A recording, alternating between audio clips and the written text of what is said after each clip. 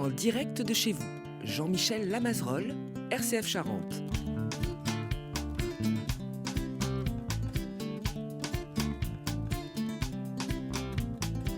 Bonjour à toutes et à tous, bienvenue dans En direct de chez vous. En direct de chez vous, près de la Vienne, dans la salle du Moulin, où la Gerbebaud, ou la Gerbo Bodo, le groupe folklorique de Confolens, répète en général. Et là, s'ils nous accueillent aujourd'hui, dans cet univers baigné par le soleil, nous avons beaucoup de chance, c'est parce qu'ils fêtent leurs 65 ans. Alors de tout ça, on va en parler avec M. Jean-Louis Querriou, M. Jean-Pierre Morichon et M. Michel Maté. Mais avant de nous emmener dans leur histoire et dans cette belle histoire de la Gerbebaud, nous allons les écouter. C'est à vous, messieurs.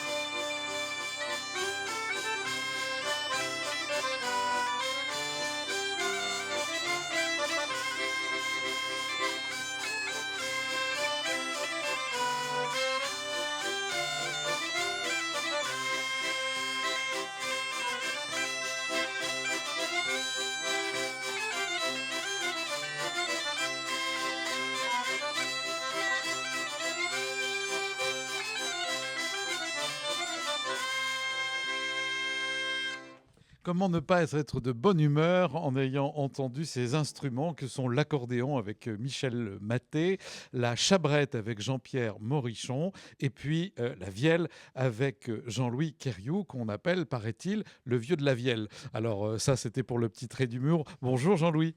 Bonjour à tout le monde. Qu'est-ce que vous nous avez interprété ? Eh bien, une valse. Bien, on l'avait reconnu, mais bon, j'ai pas pu valser tout seul, là, au milieu de la salle. Alors, je le disais en présentant l'émission, on est là aujourd'hui pour rendre hommage à ce groupe folklorique qui fête ses 65 ans, puis vous allez nous dire ce qui va se passer, car cette émission va passer juste avant le grand week-end des 25 et 26 octobre 2025. Et quand vous écouterez cette émission après, vous saurez que c'est déjà passé. Mais là, on est en plein avant l'événement. Alors Jean-Louis, un petit peu d'histoire et qu'est-ce qui va se passer pour ce week-end et l'exposition ensuite ? Eh bien oui, pour fêter les 65 ans, nous avons prévu plusieurs événements. D'abord, une exposition qui va commencer lundi prochain, pendant toute la semaine, du 20 au 25 octobre, à la salle des sociétés de la mairie de Confolens. L'entrée sera libre. Et nous avons prévu quelques animations, notamment le mardi, les après-midi. Le mardi après-midi, il y aura un atelier broderie sur fond de coiffe. Le mercredi après-midi, il y aura du repassage de coiffe. C'est tout un travail, tout un art. C'est un travail très minutieux, très long. Le jeudi, musique traditionnelle, donc avec les musiciens disponibles. Et le vendredi, nous aurons quelqu'un qui apprendra à tricoter des chaussettes en laine de pays en plus. Bien. Et puis vous aurez, je crois, la messe le dimanche avec toute une animation. Voilà, la messe le dimanche à Saint-Maxime à 10h30 avec les musiciens des deux groupes, puisque nous invitons pour l'occasion un groupe franco-polonais, si on peut dire. Ce sont des Polonais de la région de Saint-Étienne, de Roche-la-Molière plus précisément. Ce sont des descendants de ces Polonais qui sont venus il y a une centaine d'années en France pour travailler dans la région de Saint-Étienne. C'est un groupe que nous avons rencontré à plusieurs reprises. Nous avons loué lier Oui, un bon contact et des liens Voilà, d'amitié. c'est ça, oui. Bien. Alors, on a bien compris de la fête, mais aussi comment on travaille les costumes, puisque quand je vous entends parler de broderie et de repassage de coiffe, c'est qu'il y a des costumes. Alors, moi, ce que je voudrais, c'est qu'on revienne en arrière. Et quand vous étiez petit, il y a donc 65 ans, comment est né le groupe? On avait déjà fait une émission avec vous ici, au même endroit, mais on va se faire une petite piqûre de rappel. Disons que le groupe est né un peu du festival, hein. C'est un peu, comme disait Henri Coursager, c'était l'enfant chéri du festival, puisque le festival de Confolens a commencé en 58, mais le groupe n'a démarré vraiment qu'en 1960. Et on a eu la chance au départ d'avoir des anciens d'un groupe de Saint-Germain, les Veilleurs de Saint-Germain, qui a eu lieu entre 1927 et 32, et des anciens aussi des Limousins de Paris. Donc on avait déjà au départ un répertoire et qu'on a enrichi ensuite au cours des années en faisant des enquêtes auprès des gens de la région et puis dans les livres et tout, ce qui nous a permis de constituer plusieurs types de costumes de différentes époques. Alors c'est intéressant ce que vous dites là parce que je n'avais pas souvenir qu'on avait évoqué ces groupes précédents qui sont, j'allais dire, les ancêtres, en tout cas ceux qui vous ont permis d'avoir les bases pour vous lancer vous-même avec la Djerbe Baud. Oui. D'ailleurs, au départ, le groupe s'appelait la Charente Limousine. Et ce n'est qu'en 1963 qu'on a essayé de trouver un nom qui fasse plus limousin, plus occitan. Oui, alors la Djerbe Baud, la Gerbe Bodo, ça veut dire quoi? La dernière gerbe quand on a fini les moissons. Maintenant, il n'y a plus de gerbier, mais voilà. Oui, C'est ça. c'est sûr que c'était un travail très pénible, hein. Et puis, donc, la gerbe Baud, c'était la dernière gerbe qu'on ramenait à la ferme et qu'on décorait. Et puis, c'était prétexte, évidemment, à un bon repas et un petit bien arrosé, quoi. Et quelques libations. Ces groupes folkloriques qui sont les ancêtres, ils étaient nés, vous savez un peu comment, vous qui avez beaucoup étudié l'histoire, qui êtes auteur d'ouvrages, ancien professeur, qu'est-ce que vous en savez? Parce que juste comme ça, pour qu'on ait une petite idée de... Comment dire, on a toujours vu et su qu'il y avait des groupes de musique. Autrefois, c'était aussi un lieu où on faisait passer des messages. On ne savait pas lire, on ne savait pas écrire. Alors, l'histoire était contée ou elle était chantée.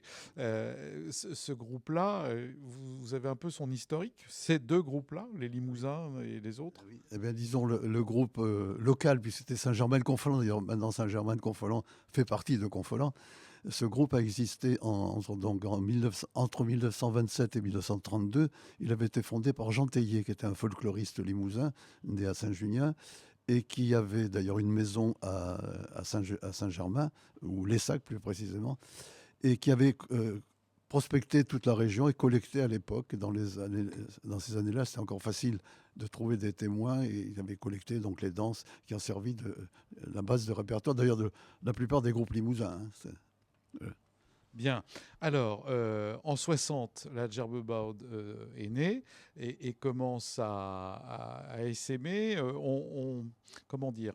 On fait venir les gens comment? Et aujourd'hui encore d'ailleurs. Qui est là? On danse, on chante, parce que je suis juste à côté de la salle de répétition pour les danseurs et les danseuses. Comment ça fonctionne?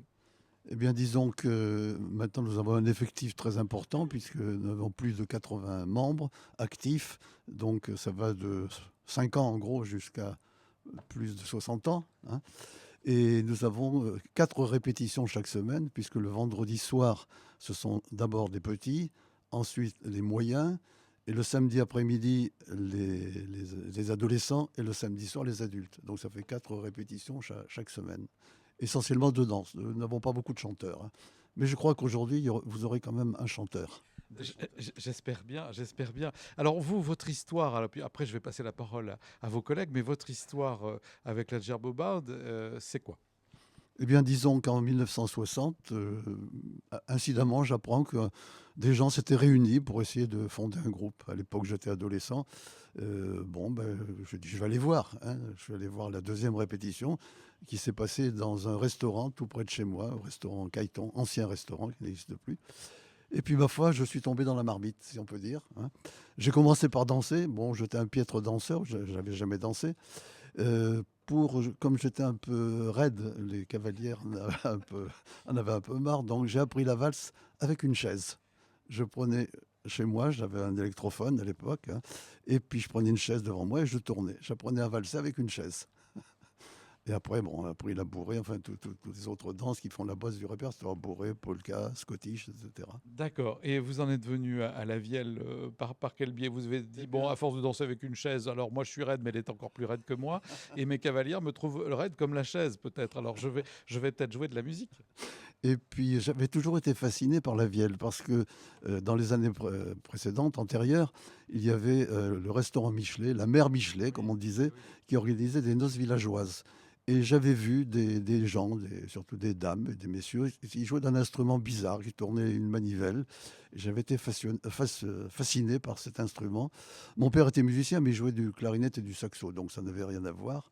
Et puis un beau jour, bon, ben, j'ai dit à un des musiciens de l'époque, j'ai dit, j'aimerais bien apprendre à jouer. Puis voilà, comme ça s'est fait. Ce qui fait qu'au bout de 2 ans, j'ai dit au président de l'époque, ben, maintenant je ne veux plus danser, je veux jouer. Hein, voilà.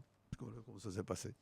Bien. Et la vielle, qui est un très très bel instrument pour celles et ceux qui nous écoutent, qui n'ont pas l'image, avec comment je pourrais dire ça? C'est pas comme une guitare, on va dire que c'est une grosse olive coupée en deux, et avec au milieu tout un appareillage avec des cordes et une très belle tête sculptée en haut. Oui, voilà. Donc c'est la roue fait office d'archer, c'est elle qui fait vibrer les cordes.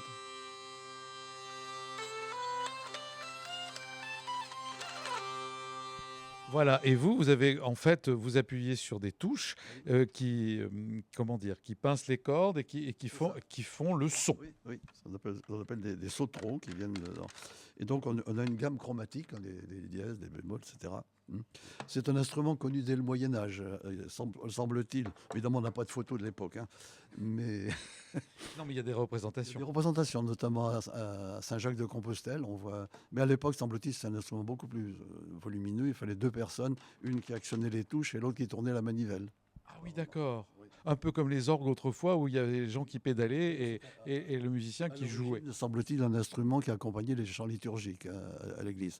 Et puis après, l'instrument a été banni de l'église. C'est devenu un instrument populaire et enfin, qui a connu une longue histoire.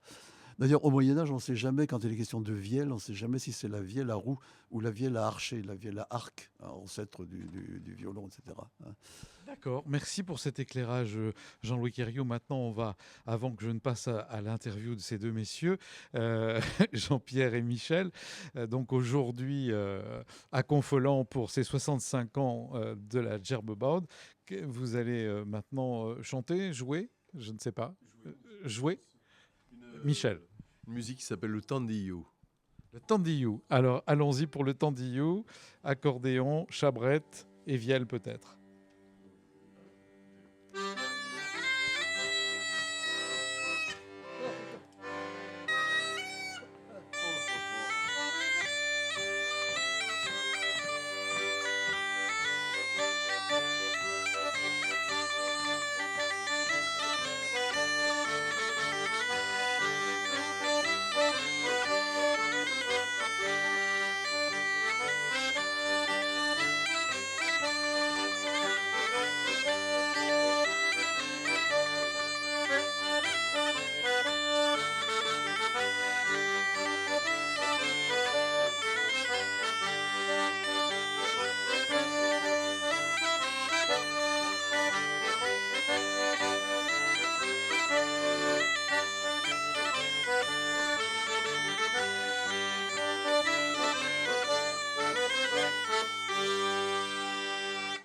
Bien, merci à vous Jean-Pierre et Michel. Jean-Louis. À la messe, je vous le dis tout de suite. Non, vous ne jouerez pas ça à la messe. C'est trop entraînant. Alors ça veut dire quoi justement? Parce que le titre. Alors normalement, le tandillo, ça désigne le sexe féminin. Ah bon, d'accord. Alors nous n'irons. C'est quelque chose qui se faisait dans les noces quand les gens avaient bien mangé, bien bu, en général. Ils montaient sur la table, ils s'attachaient autour Les jambes. des torchons autour Ah de oui, la table. ah oui, d'accord. Et puis avec une louche entre les jambes et un couvercle de marmite, et la louche, évidemment, se relevait de temps en temps face à... Voilà, on comprend le symbole. On comprend le sens. Voilà, donc, ce n'est pas un air que nous jouerons à la messe le dimanche. Bien. Encore une histoire louche, Jean-Louis. Bien, moi j'avais envie de demander à Jean-Pierre Morichon, vous êtes le trésorier de l'association de la Djerbebaud et vous êtes musicien, vous êtes aussi formateur, parce que comme le disait Jean-Louis Cariou tout à l'heure, eh bien, on l'entend, il y a beaucoup de répétitions, il y a beaucoup de travail en amont, hein. Les gens sont assidus, visiblement. Alors votre histoire, on vous a déjà entendu lors d'une émission précédente, mais vous, votre histoire avec la Djerbebaud. Alors, mon histoire me remonte dans les années 70. J'étais au collège alors. Et par camaraderie, il y avait déjà des copains qui étaient au groupe et qui m'ont dit bah, viens, viens, viens. Bon, puis finalement, je suis venu au groupe. Et j'y suis resté jusqu'en 1980, après date à laquelle après la carrière professionnelle prend le dessus. Et bon, on est obligé de faire une croix sur les loisirs. Donc oui, donc dès 1970, ouais, j'ai commencé à jouer de la cabrette. C'était Jean-Louis d'ailleurs mon professeur au départ. Et puis après on a fait des stages de perfectionnement et voilà, petit à petit, la passion a fait que on est devenus des musiciens amateurs, mais enfin voilà, on se débrouille quand même pas trop mal.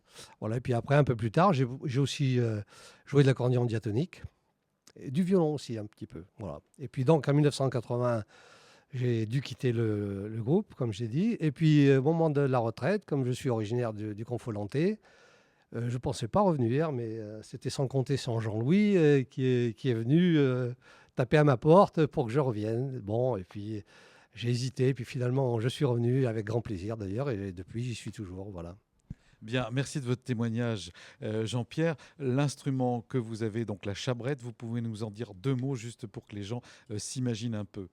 Oui, alors c'est un instrument qui avait quasiment disparu et qui a été reconstitué par des chercheurs du Limousin et qui ont réussi à le refaire entièrement. Donc c'est un instrument qui est composé, un instrument à bouche, parce que là, contrairement à la cabrette où on a un soufflet pour alimenter la poche, là donc c'est un instrument qui s'alimente par la bouche et donc qui comprend deux bourdons en sol, un grand bourdon et un petit bourdon et un chalumeau. Voilà, cet instrument a été fabriqué très récemment par un luthier qui est sur Aix-sur-Vienne, qui s'appelle M. Gaëtan Polto, voilà, et donc qui fait des très beaux instruments au passage.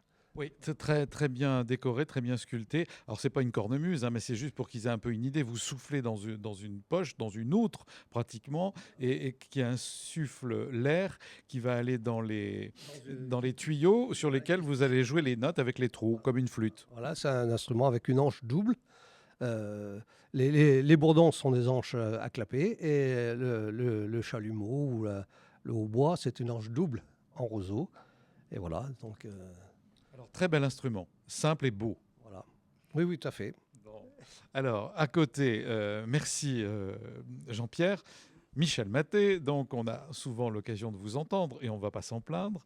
Je parle de l'émission de radio, mais on vous entend dans tout le département et autres lieux car vous animez beaucoup de bals et puis autres. Et vous êtes professeur à l'école départementale de musique en accordéon.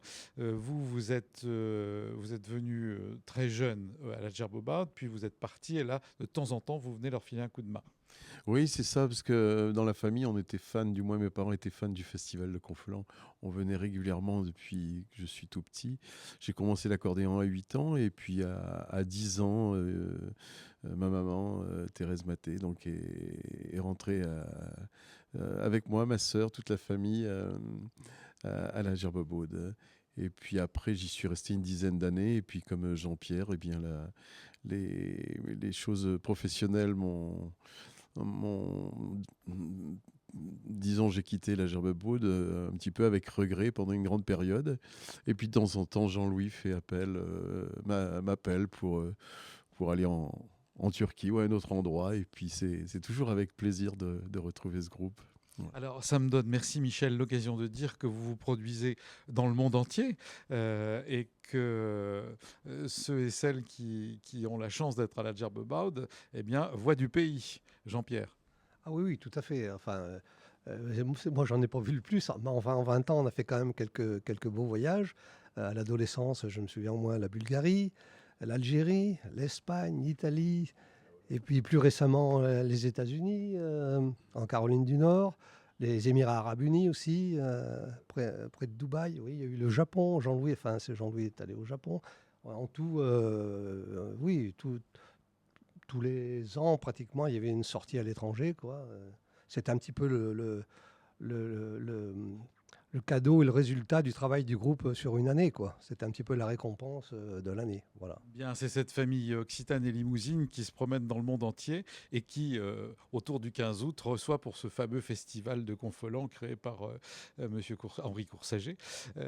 Alors maintenant, j'aimerais, puisqu'on est dans cette histoire, vous avez parlé de chant, peut-être que vous nous chantiez quelque chose. Qu'est-ce que vous allez chanter, Michel?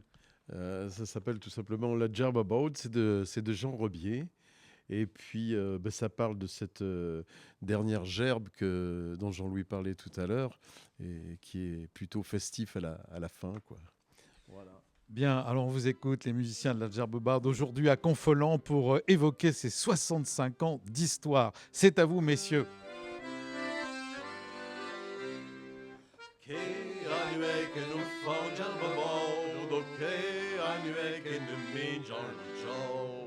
Et nu en oran, låtet ut chaude, je må la føre din lupio.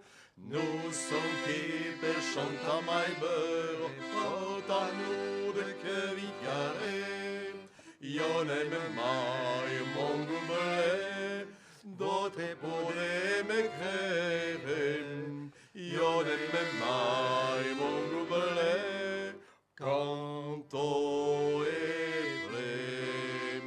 sullo d'ariero ciarettado che planta lo bouquet e le pusa buono liado ovo chanta mon couplet nous son che per chanta mai beur porta nude che vi chiare io n'aime mai mon gourmet votre podrez me créer io n'aime mai mon gobelet, canto e ple. Buffo piano, vento ciabretto, prevere che t'adrenare. E lo mio che nell'obretto vuole danzare pelele. Non son che per chanta mai beur, porta-nous che vicare, io n'aime mai mon gobelet, votre podrez me créer. Io n'aime mai mon gobelet, canto e ple. Bravo. On est là pour chanter et boire, entre autres, hein, c'est ce que j'ai cru entendre. Qu'est-ce qu'on dit un peu plus? Parce qu'il y a une traduction en face. Alors, qui veut? Jean-Pierre? Alors, les paroles, en fait, donc c'est la fête de la dernière gerbe, la moisson, donc il y a le repas. Et donc, sur la dernière charrette, l'auteur dit « C'est moi qui ai planté le bouquet, j'ai poussé une bonne huchée, et maintenant je vais chanter mon couplet. » Et donc, les couplets suivants, pour bien finir cette journée, c'est du bon vin que nous boirons. Boire de l'eau claire, ça ne vaut rien pour les paysans. Après, donc, on s'adresse aux musiciens. Souffle, Pierre, dans ta chabrette, fais-nous voir que tu as du souffle. Et l'Amélie, qui en brûle d'envie, veut danser le pélélé. Voilà. Et le dernier couplet, c'est pas tous les jours fête.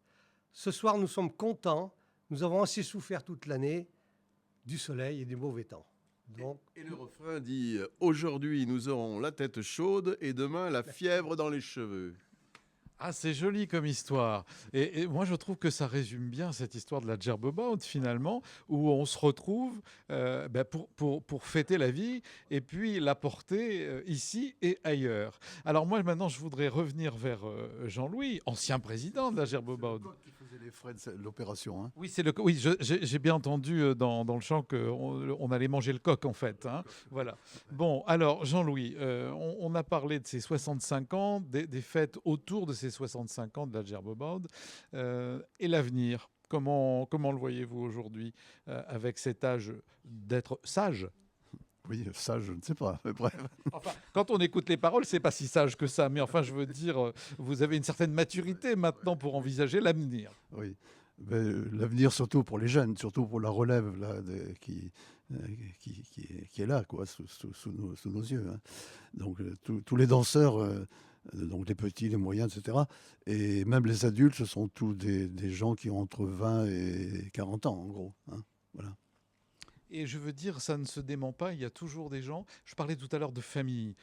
Je pense que oui, effectivement, quand on vous suit un peu, que c'est toute une famille, c'est tout un pays qui est derrière vous, qui vous suit. Ah ben c'est sûr que dans le recrutement, souvent, il y a des familles entières. Il y a une vingtaine d'années, j'avais ma femme, mes enfants, toute la famille suivait, hein, avec tous les problèmes que ça pouvait poser. Et les problèmes sont toujours les mêmes. Par exemple, pour les jeunes parents, là, actuellement, faire garder les enfants quand on s'en va, hein, c'est pas toujours évident. Hein. Mais enfin, ils arrivent à composer avec les grands-parents, avec des amis, etc., pour faire garder les petits. Hein. Et surtout qu'à l'étranger, on ne peut pas emmener des enfants de 5-6 ans. Hein. Ça va de soi. Mais bon, la relève, pour l'instant, est là. Donc, réjouissons-nous, comme dit là. Exactement. Il n'y a pas de lassitude. Les jeunes ne trouvent pas ça ringard et ils sont contents. Apparemment, oui. Bon. Je pense que le festival n'y est pas pour rien, d'ailleurs. Hein. Oui, c'est un brassage et ça a joué sur ce coin du Confolontais. Quand je dis coin, c'est pas péjoratif, mais ça a ouvert l'esprit de beaucoup. Je l'ai vu à travers certaines entreprises, etc., même des gens qui travaillent ici. Ils sont venus par le folklore, par ces fêtes, et ça ouvre largement le Confolontais et autres lieux aux dimensions du monde. Ah oui, c'était nécessaire. D'ailleurs, il y a eu des mariages qui se sont faits entre étrangers et membres du groupe de Confolens. Hein. Bien, alors moi je rappelle donc cette semaine à partir du 20 octobre jusqu'au 26 octobre où il y aura la messe là, notamment, et puis toute cette semaine d'exposition et de démonstration pour fêter les 65 ans de la Djerbe Baud. Oui, il y aura donc en plus un stage de danse franco-polonaise le samedi après-midi, le 25. Et le dimanche après-midi, il y aura aussi un spectacle avec les deux groupes. Le groupe Sirena, donc Pologne, et la Djerbe Baud à la ferme Saint-Michel à 15h. Et l'entrée sera libre. Hein. Bien, alors si vous écoutez cette émission avant, elle passera avant ces moments de fête, vous êtes tous et toutes conviés, et puis ceux qui l'écouteront après, bien, ils auront un bon moment à parler de la Djerbe Baud et de ses 65 ans, et on lui souhaite longue vie à la Djerbe Baud, et à vous aussi, messieurs, et j'aimerais bien vous entendre avant de dire au revoir sur un air de musique pour nos auditrices et nos auditeurs aujourd'hui à Confolens pour ces 65 ans de la Djerbe Baud. Jean-Pierre à la chabrette, Michel Maté à l'accordéon et Jean-Louis Cariou à la vielle. C'est à vous, messieurs. Ça y est, c'est parti.